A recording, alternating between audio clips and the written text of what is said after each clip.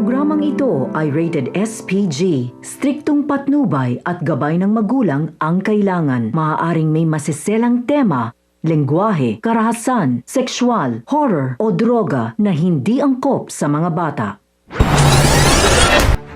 Mga kapamilya, siguro nga si Rigor na may anomalyang nangyayari sa hanay ng mga namumuno sa Bilibid sa pangunguna ni Espinas at gagawin niya ang lahat upang mapatunayan kay Colonel Suarez na tama ang kanyang mga sinasabi. Dito nga ay walang kaalam-alam si Rigor na bantay sarado pala ni Balatukan ang lahat ng kilos at galaw niya dahil sa utos nga ni Chief Espinas na maghanap ng butas patungkol kay Rigor.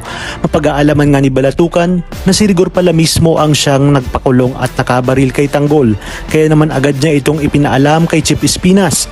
Sa pagdating naman ni Olga sa Bilibid ay makikita niya rin si Rigor na nagmamasid-masid sa labas ng koreksyonal, kaya naman sa likurang bahagi siya dadaan kung saan din nga hindi alam ni Olga na paparating din doon si Ramon at si Birino, kung kaya't makikita nila ang mismong pagbaba ni Olga sa sasakyan kasama ng kanyang mga tao.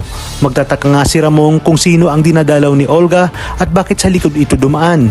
At dahil dati ring nakulong si Ramon sa loob ng Bilibid ay malawak nga ang kanyang koneksyon lalong-lalo na kay Chief Espinas. Bago nga pumunta si Ramon ay naitawag niya na ito kay Espinas dahil sa kagustuhan niya ngang makita ang Tanggol na nabanggit ng mag-asawang Marsing at Nita.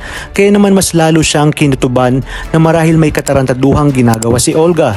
Lalo pat alam niyang si Olga ang nagpakilala sa kanya kay David at may duda nga siya na ang Tanggol na nasa loob ang kanyang tunay na anak. Naikwento kasi ni Chief Espinas kay Ramon na ang Tanggol na nakakulong ay anak din ni Rigor de Magiba at si Rigor umano mismo ang nagpakulong dito. Ngunit nangangamba si Ramon na kung sakaling mapatunayan niya na anak niya ang Tanggol na nasa loob ay baka hindi siya nito mapatawad. Kaya naman hindi na sila nagdalawang isip at agad na sinundan si Olga.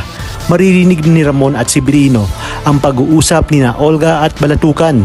Malinaw na sinabi ni Olga na siya mismo ang kakaladkad kay Tanggol upang mailabas dahil itinakda na umano ang katapusan nito.